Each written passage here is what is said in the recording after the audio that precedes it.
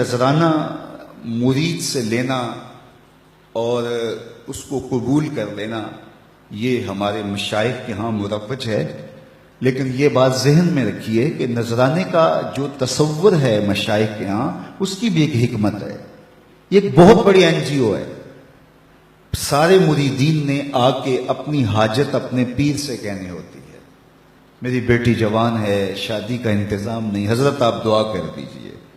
مرید تو کہہ کے چلا گیا، پیر تڑپتا رہا کہ میں کیسے انتظام کروں اس کا۔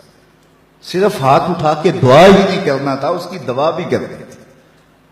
اب دوسرا مرید آیا جو امیر تھا، تو اس نے نذرانہ پیش کیا تو پیر کا دل خوش ہو گیا کہ میرے اس غریب مرید کا کام بن گیا۔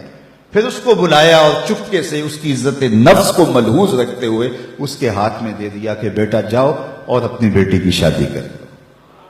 یہ ایک بہترین طریقہ کار ہے، غریبوں کو دو اور امیروں سے لو، لیکن یہ تو ان سے بھی لے لیتے ہیں جن کے گھر میں جو ہے وہ نان شبینہ بھی میسر نہیں ہے۔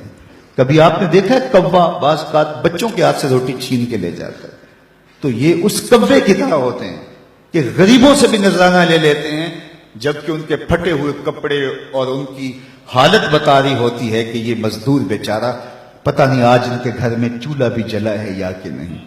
علامہ اقبال کا معروف واقعہ ہے کہ وہ بیٹھے تھے میکلوڈ روڈ والے مکان میں، تو ایک صاحب آئے ان کے پاس جو بہت بڑے پیر تھے اس زمانے کے، تو ان کا ایک مرید لاہور کے دوسرے کونے میں رہتا تھا، تو اسے پتہ چلا کہ میرے پیر صاحب علامہ اقبال علیہ رحمہ کے مہمان بنے ہیں، تو وہ ملنے کے شوق میں آیا اور اس نے کہا کہ حضرت بیٹی جوان ہے اور جن کے ہاں رشتہ طے کیا ہے وہ شادی کا کہہ رہے ہیں، اور میں پہلے 100 روپے کا مقروض، اس زمانے میں 100 روپیہ بھی بڑا ہوتا تھا، اور مزید شادی بھی کرنی ہے، کوئی دعا کیجئے، اور اپنا دکھڑا سنایا۔ پیر صاحب نے ہاتھ اٹھائے، دعا کی اور اس کو کہا بیٹا آپ کو اجازت ہے۔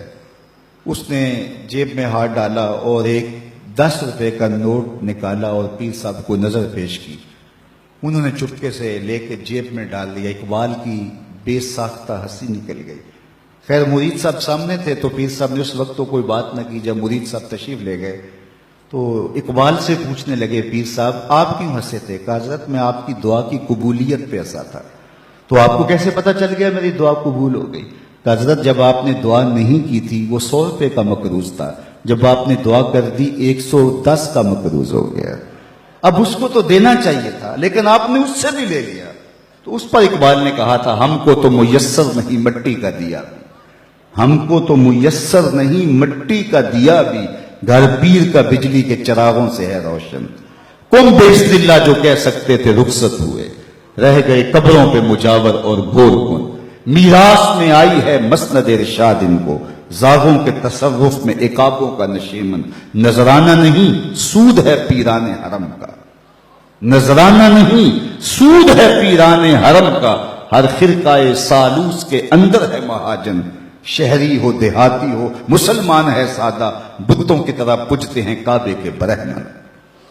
تو اس کی تو مدد کرنی چاہیے تھی۔ وہ دکھڑا سنانے آیا ہے، بیٹی گھر کی دہلیز پہ بیٹھی ہے، یہ تو اس سے پوچھو جس کی بیٹیاں جوان ہیں اور ان کو رخصت کرنے کے لیے باپ مجبور ہے، کس طرح اس کی راتوں کی نیند اڑ جاتی ہے اور کس طرح دن کا قرار لٹ جاتا ہے، لیکن اس سے بھی 10 روپے وصول کر لیتے ہیں۔ تو آج میں اور آپ دیکھیں کہ ہر ایسا شخص نہیں ہوتا جس سے نذرانہ لیا جائے، کچھ ایسے ہوتے ہیں جن کو نذرانہ دیا جائے۔ پیر ایک ذریعہ بن جاتا ہے، غریب اور امیر کے درمیان ایک پل بن جاتا ہے۔